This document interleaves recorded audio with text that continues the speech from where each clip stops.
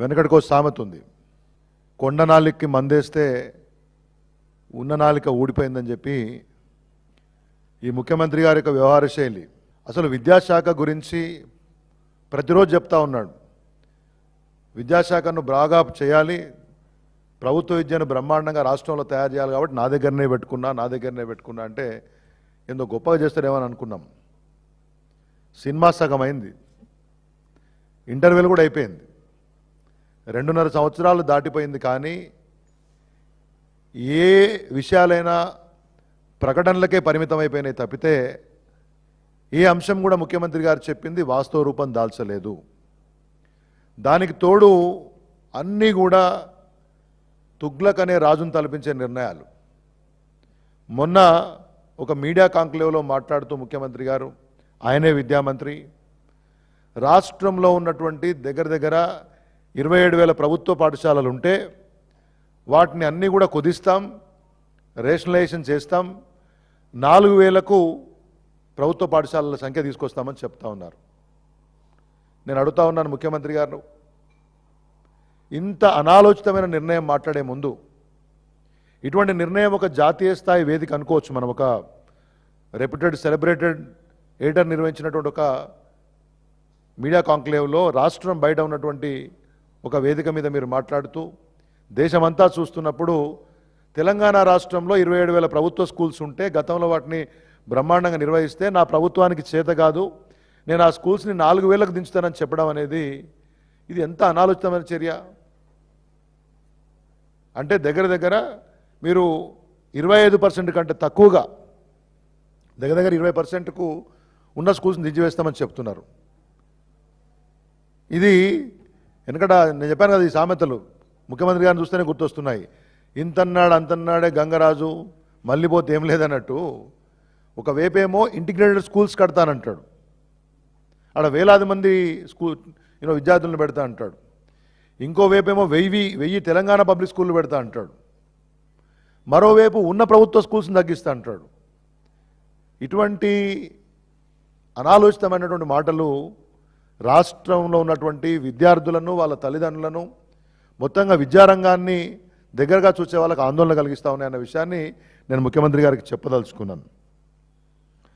ఇది right to education act, భారత ప్రభుత్వం 2009లో తీసుకొచ్చినటువంటి విద్యా హక్కు చట్టానికి వ్యతిరేకంగా దాన్ని విస్మరిస్తూ, అసలు దాని గురించి ముఖ్యమంత్రి గారికి అవగాహన ఉందా లేదో నాకు తెలియదు, కానీ కామన్ సెన్స్ ఉన్నవాడు ఎవడు కూడా ఈ రకంగా ప్రభుత్వము విద్యను విద్యార్థులకు దగ్గరికి తీసుకురావాలి. గ్రామాల్లో ఇవాళ ప్రతి విద్యార్థికి విద్యా హక్కు చట్టం ఏం చెప్తుంది, ప్రాథమిక హక్కు విద్య అనేది. దాన్ని ఎంత కష్టమైనా, ఎంత ఖర్చు పెట్టాల్సి వచ్చినా కానీ పేద కావచ్చు, దిగువ మధ్యతరగతి కావచ్చు, లో ఇన్కమ్ గ్రూప్ కావచ్చు, అటువంటి విద్యార్థులకు, ఆ పిల్లలకు విద్యను దగ్గరికి తీసుకొచ్చేటటువంటి ప్రయత్నం చేసేది పోయి నేను స్కూలు తగ్గిస్తానని మాట్లాడడం అనేది నిజంగానే తుగ్లక్ నిర్ణయం. ఇటువంటి ఆలోచన ఏమైనా ఉంటే ప్రభుత్వం ఉపసంహరించుకోవాలి. రెండవది, మాట్లాడితే నేను ప్రైవేట్ స్కూల్స్ని గురించి రిఫర్ చేస్తూ ఉంటారు. అక్కడ 2,000 మంది చదువుతలేరా, 3,000 మంది చదువుతలేరా? బాబు, ప్రైవేట్ విద్యా సంస్థల యొక్క లక్ష్యము, ప్రభుత్వ విద్య లక్ష్యము సేమ్ కాదనే విషయాన్ని ముఖ్యమంత్రి గారు గమనించాలా.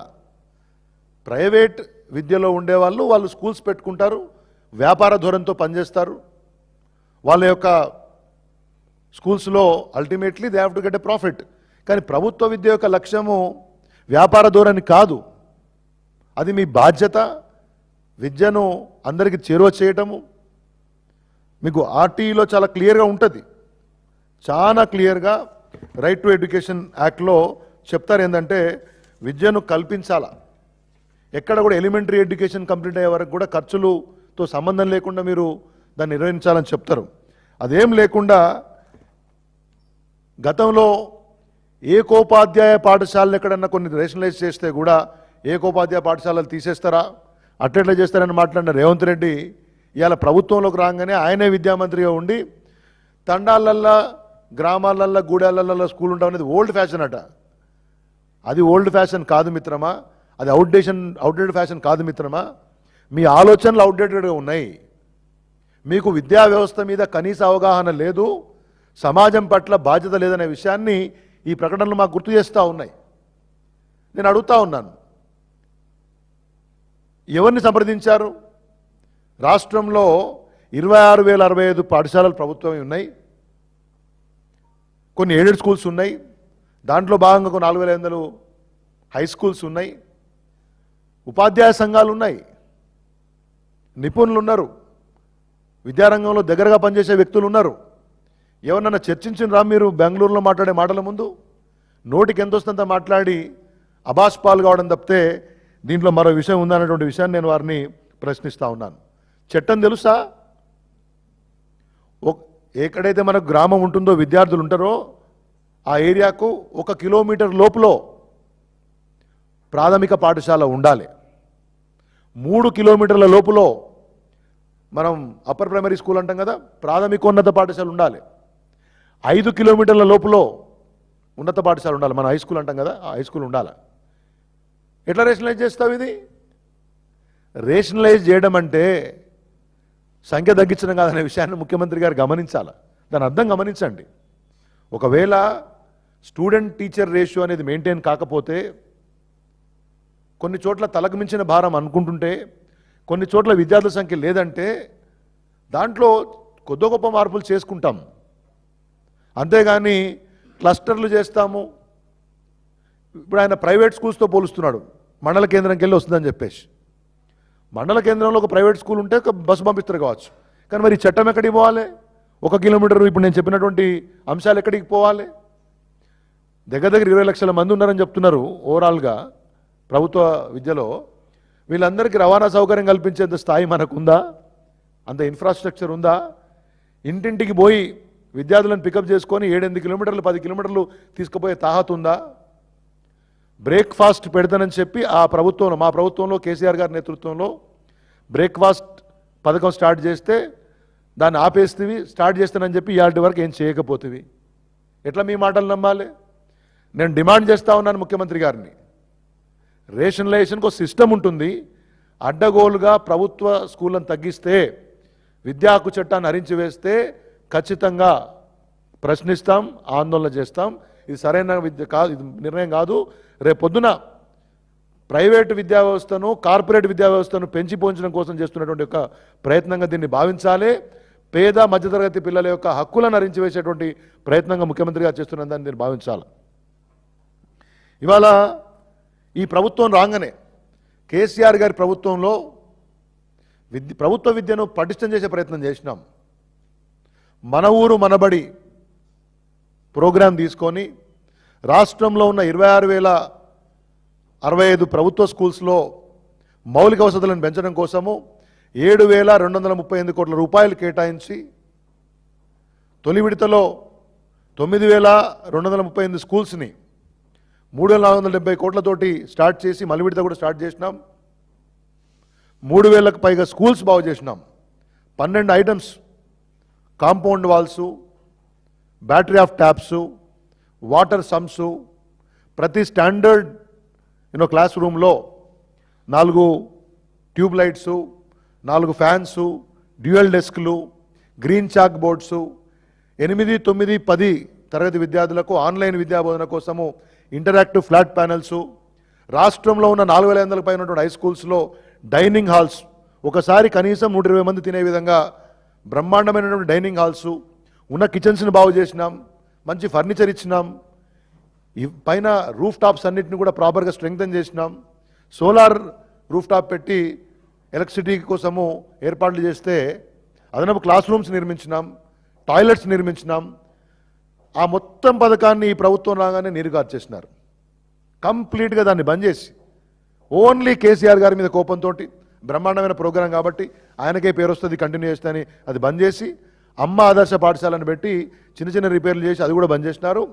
ఇప్పటికీ కూడా 630 కోట్లకు పైగా మన ఊరు మనబడి బిల్లులు పెండింగ్ ఉన్నాయి. వాళ్ళు ధర్నాలు చేసినారు, అనేక లెటర్లు మేము రాసినాము, కానీ చిన్న తరహా కాంట్రాక్టర్ల మీద ఇవాళ కక్ష సాధిస్తున్నారు. నేను చెప్పేది ఏంటంటే బేసికల్లీ విద్యా కమిషన్ ఏర్పాటు చేసిండ్రు. ఆ విద్యా కమిషన్ చైర్మన్ 4 రోజులు ఆడ తిరిగిండు, ఈడ తిరిగిండు, ఏదో రిపోర్ట్ అని ఇంత పుస్తకం రాసిండు. నేను ఆ రిపోర్ట్ చూసిన. ఆ రిపోర్టు ఒక ఐఏఎస్ ఆఫీసర్ తయారు చేసినట్టు లేదు. వ్యక్తిగతంగా చెప్పాలన్న నా ఉద్దేశం కాదు. ఆ రిపోర్ట్ ఎడబోయిందో, ఆ రిపోర్ట్ మీద చర్యలు ఎడబోయినాయో ఎవరికి తెలియదు. ఆఖరికి ఆ కమిషన్ చైర్మనే రాజీనామా చేసిపోయిండు.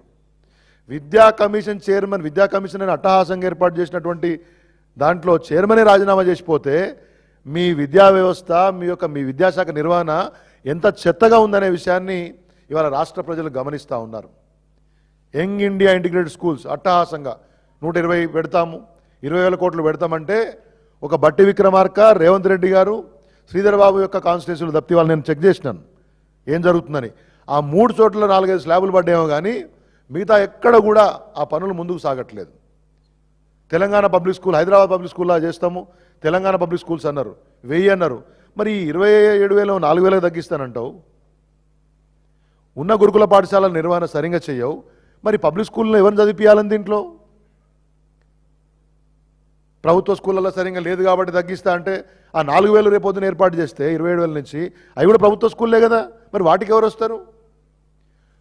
ఒకటి నేను చెప్పదలుచుకుంది ఏంటంటే ముఖ్యమంత్రి గారికి, మీరు మన ఊరు మనబడిని అటకెక్కించారు, మౌలిక వసతులను విస్మరించినారు, విద్యార్థికి కావాల్సినటువంటి అవసరాలను ఇచ్చి విద్యలో బోధనలో నాణ్యతను పెంచి ఎవరైతే ప్రభుత్వ స్కూల్స్కి వస్తలేరో వాళ్ళని ఎడ్యుకేట్ చేసి, వాళ్ళ తల్లిదండ్రులను ఎడ్యుకేట్ చేసి, స్కూల్స్ని స్ట్రెంగ్తెన్ చేసి ఎక్కువ మంది విద్యార్థులను ఆకర్షిస్తారా? ఏదో ఎలకలు పడ్డాయని ఇల్లు గాలబెట్టుకున్నట్టు ఎవరు వస్తలేరు మా పాఠశాలలకు, మాకు శాతనైతే లేదు అని చెప్పి అది నెపం మోపి ప్రైవేట్ విద్యారంగానికి ఊతమిచ్చేలాగా ప్రభుత్వ విద్యా వ్యవస్థను నిర్లక్ష్యం చేస్తారా, బలహీనం చేస్తారా? ముఖ్యమంత్రి గారు ఇవాళ రాష్ట్ర ప్రజలకు సమాధానం చెప్పాలి.